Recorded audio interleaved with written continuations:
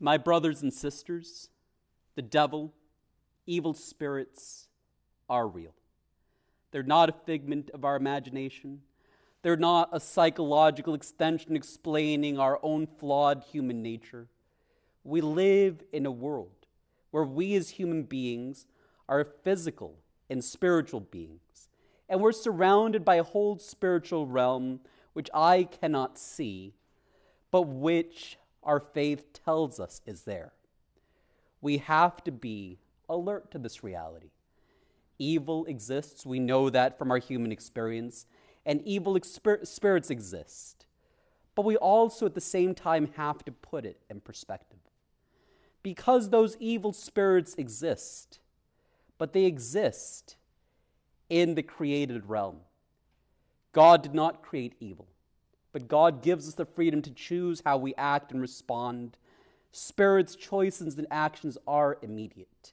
And so that's why we end with good spirits, the angels, and those spirits who chose badly, the evil spirits. At the same time, those spirits, which had their origin created good by God, are never more powerful than He is.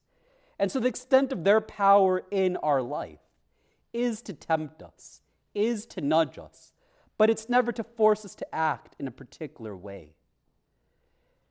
We have those moments when we look at human history, when we look at the unfolding of things, and sometimes the temptation is to attribute bad moments, dark moments, to the work of these spirits.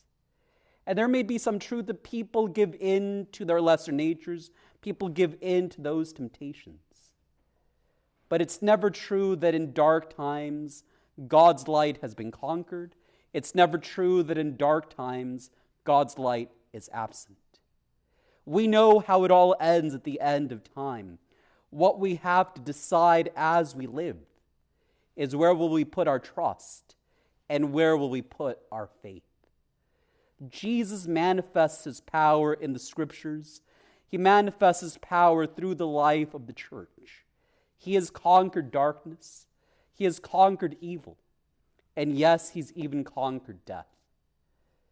The question that remains for us, my brothers and sisters, is do we trust Him? Do we trust those promises, those words that Jesus gave us? Or are we like this audience that's seeing Jesus' actions, trying to explain away His power, trying to minimize His glory? We would be fools to do so. What Jesus shows us is the truth. He shows us that He is the light, and if we reach to Him and stand with Him, all suffering we go through, all difficulty we go through, won't vanish away, but it will not conquer us.